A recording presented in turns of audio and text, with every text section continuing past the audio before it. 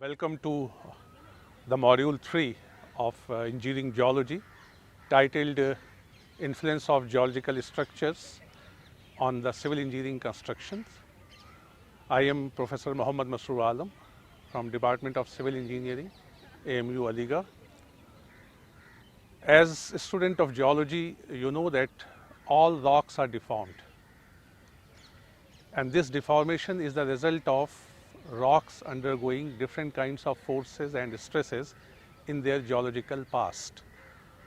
These deformation structures, they create different kinds of discontinuity surfaces in the rock mass, and they also result in dislocation and repetition of rocks. Civil engineering structures, they are made either on soil or on rock, and whenever they are made, they are founded on the rock mass, then these structures, they play very important role because they are going to control the overall behavior of rock mass in case of loading by civil engineering structures, or also in case of unloading when we go for large scale excavations, for example, for construction of tunnels, for construction of underground structures, and for construction of dam foundation. As you know that we have different kinds of structures, primary structures and secondary structures. In primary structures, we will include the different kinds of contacts between the rocks, different kinds of layers, for example, lamination and bedding plane in sedimentary rocks, foliation plane in metamorphic rocks, as well as flowage planes in volcanic rocks. Apart from this, we have deformation structures, for example, joints, for example, shear zones, folds and faults. All these structures, they vary in different sizes, starting from few centimeters to tens of meters, and even some faults thousands of meters in length. Now, when we start working in the rock mass, the most common discontinuity surface which we are going to encounter is either contacts or laminations or bedding planes or foliation planes and the joints. Joints are ubiquitous as far as their presence in rock mass is concerned. Without joints, we do not have any rock present in the natural conditions. There may be chances that you may not have shear zones, you may not have fold, you may not have fault at a particular site, but it is very difficult to find any rock mass without joints. So, joints are going to play the most important roles apart from the contacts.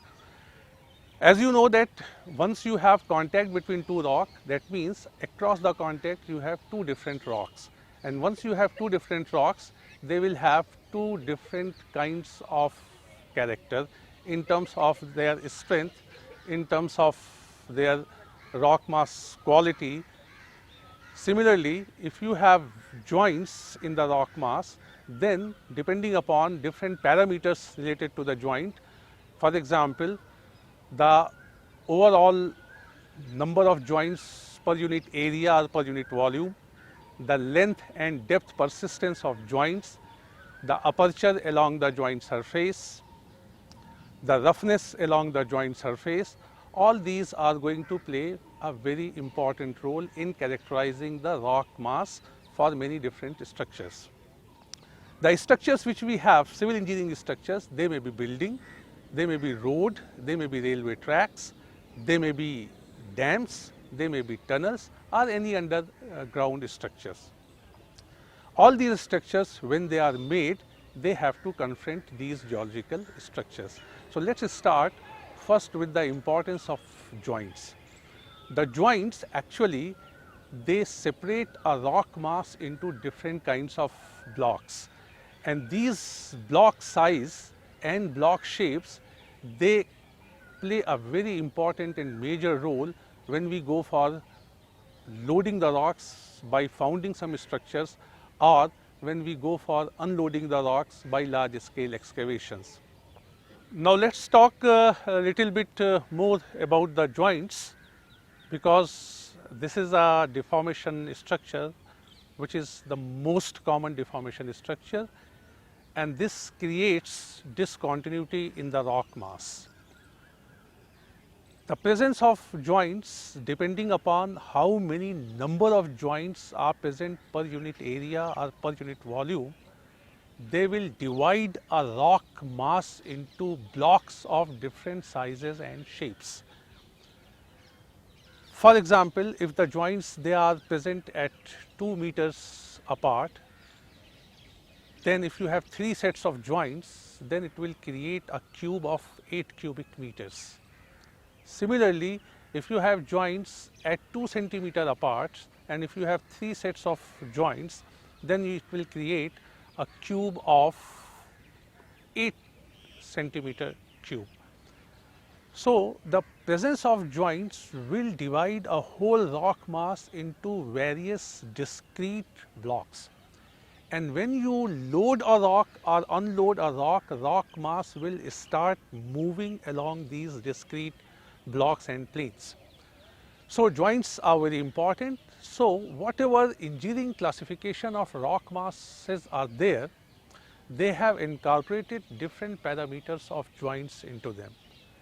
For example, joint spacing, the distance between the two fracture system, number of joint sets, the aperture or the opening along the fracture, the filling material into that fracture, the roughness of the joint surface, the presence of groundwater along these joint planes. All these are going to play the major role in the behavior of rock mass whenever we go for construction on these grounds. Now, how to improve the condition? Closer are the joints, weaker will be the rock mass. More is the opening of the joints, poorer will be the rock mass. Planar is the joint surface or slick and sided is the joint surface, less will be the frictional resistance along the joint surface. So all these things can be improved. How? By sealing these fractures through grouting, or by connecting the blocks through rock bolting, or if you have very large size blocks, then you can connect through the rock anchors. So in this way you can improve the rock mass strength by strengthening the rock along the joint surface. Now these joints, they are very important features as far as landsliding is concerned. If you are going for constructing a road or rail network on a slope, then these joint planes, they are going to allow the rock blocks to slide over them. So the infilling material plays a very important role. If you have infilling material that is sand and gravel, then you may have somewhat higher frictional resistance. But if the clay is filled in these joint plane, then as and when this clay absorbs water, then it starts acting as a lubricant, and the block of rock may slide along these joint planes. So joints are very important. They have to be looked very seriously, and they have to mended before or during the excavation or construction. Similarly, shear zones after the joints, the most important deformation structure which we are going to encounter in the rock mass is shear zone. Shear zones, they are partly brittle and partly ductile deformation. Along the shear zones, the character of rocks totally change, and when it is changed, then what you have weak rock mass along the shear zones. The shear zones may come in different fashion. They may be of different types, they may be of different thickness, they may be of different lengths, but most importantly, along the shear zones, rocks may be pulverized. The rocks may be pulverized to very fine grained material termed as gouge. The rock may be pulverized to somewhat coarse grained material, that is sand sized material, that is called as mylonite, and the rocks can also be pulverized to a gravel sized material which we call breccia. Whenever you have shear zones, the rocks will be very weak along the shear zones, and the groundwater will also find place to reside along the shear zone. If a rock mass has very low amount of groundwater, along the shear zones it will have very high amount of water, as well as it will also have high permeability along the shear zones. So, shear zones are next to joints as far as deformation structures are concerned, and the way out to counter these shear zones are to hack them out and backfill by concrete, lean concrete or reinforced concrete. Sometimes we also go for grouting the shear zones if it is very deep seated. If it is close to the earth surface, then we will try to excavate it and fill it back with the concrete. Next very important structure is fault.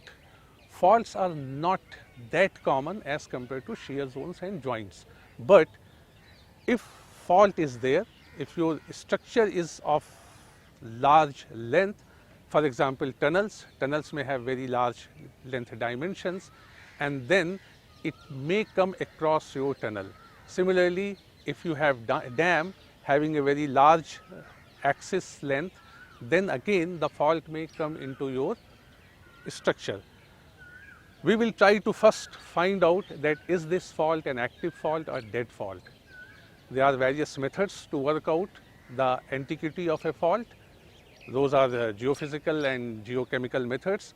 Once you are sure enough that the faults are active, then we should first try to realign our structure, because active faults can always result into movement. Along the fault also we find gouge, mylonite and breccia. Because of movement along the two fault planes, the rocks are crushed. There again we have to take this loose and weak material along the fault zone and we have to fill it with the concrete. But the most important thing is that we should avoid fault, and if we cannot avoid fault, then fault should come at 90 degrees to your structures, so that you can have minimum of their effect on your structures. Now, faults also result into the repetition and omission of rocks. So, if you have structures constructed in a faulted area, then the same rocks may keep occurring. So, that is very important, that you have to see that your structure lies on same rock. If it is present on many different rocks, then again you will have problem of settlement and problem of rock strength as compared to the loading exerted by the structures. Now, the fourth very important structure is fold. The folds are the result of ductile deformation of rocks, and when the rocks undergo ductile deformation, they are thrown into anticlines and synclines. The dimensions of these anticlines and synclines may vary from few centimeters as far as their wavelength is concerned to hundreds of kilometers. Now, it all depends that what is the length of your civil engineering structure, how it is going to accommodate these anticlines and synclines. If the length of civil engineering structure is more, the wavelength of the fold is less, then you may have few anticlines and few synclines below your structure or along your structure. But if the wavelength of the folds are more than the length of your civil engineering structures, then you may have only part of anticline or part of syncline along or below your structure. Now, when we have folding, what we may have repetition of rocks. So, again same rocks may be strong or weak, may keep coming after some distance below your structures or along your structures. In folding, when we have anticlinal zones, normally we have tensile stresses along the anticlinal zones. The presence of tensile stresses along the anticlinal zones will result into the formation of lot of fracture system. So anticlinal zones are usually weak as compared to synclinal zones where you have compressive stresses and number of fractures are less. So if you are making any structure, then you have to come across with many fracture system in anticlinal zone and less fracture system in synclinal zone. For example, if you are making a tunnel, it will be difficult to make tunnel along the synclinal zone because of compressive stresses. The rocks will have very high strength. So the rate of driving tunnel will be very less. But once you have same tunneling operation in anticlinal zone, then what you have weak rocks and your rate of tunneling may be increased. But in tunnels having anticlinal zone will have to have more of support system as compared to tunnels which are in the synclinal zone. But we may have problem related to the residual stresses in synclinal zone more as compared to anticlinal zone. So faults depending upon its length will affect our structure. So if we can see the next structure which is not exactly a deformation structure, that is a structure which is resulting due to the upheaval of the earth system, that is called as unconformity. We may have different kinds of unconformity with different kinds of time elapsed along those unconformable surfaces. Along unconformity also we have to be very cautious, because across the unconformity surface you will have two rocks of different kinds and different ages, and they may have different kinds of deformation structure across the unconformity surface. Also, it is very common to have residual conglomerates and paleosols along the unconformity surface which are very weak material. In fact, some of the dams have failed because their foundation was laid on the unconformity surface, and the residual conglomerates, which seems to be very strong and robust, once water seeped into them, they failed and whole dam foundation got failed.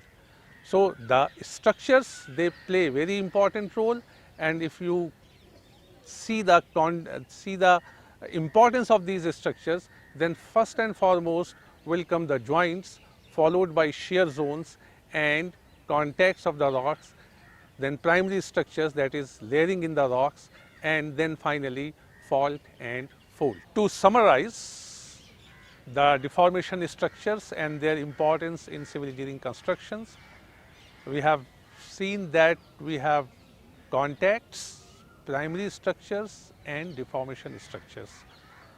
The primary structures, that is layering in different types of rocks, starting from lamination, foliation plane, bedding plane to flowage plane. Then we have contacts which are in between two different rocks, and then we have some important deformation structures.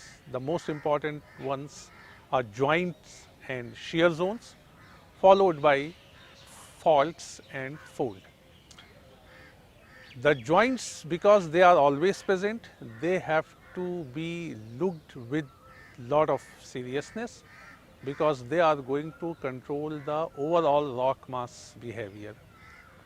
The contacts, if are present, then what you have to see is that across the contact you may have two different rocks with two different mechanical properties and rock mass properties.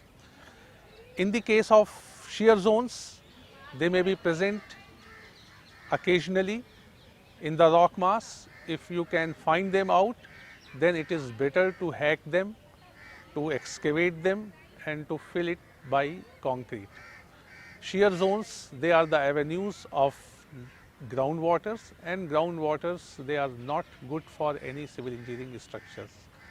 So is the case with the fault and fault zones. Along fault and fault zones also, we get myelonites, we get gouge, we get breccia of different thickness and of different lengths.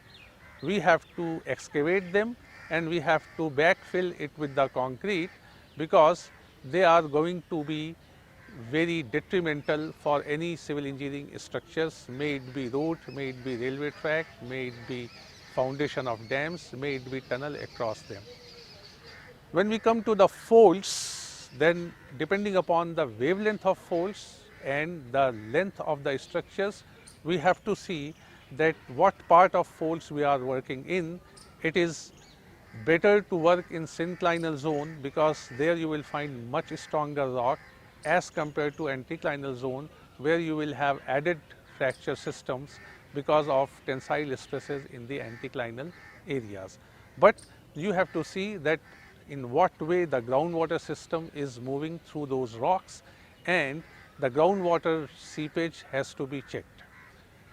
As far as unconformities are concerned, across the unconformity surface, we have altogether different rock mass, not only in terms of their type, but also in terms of their age, and the two different rock mass across the unconformity may also have different kinds of deformation structures, different kinds of mechanical behavior, and different kinds of rock mass condition.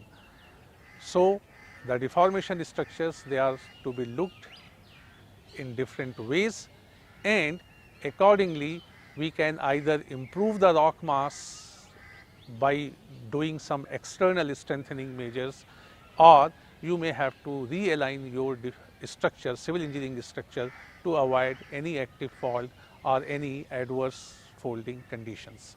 Thank you.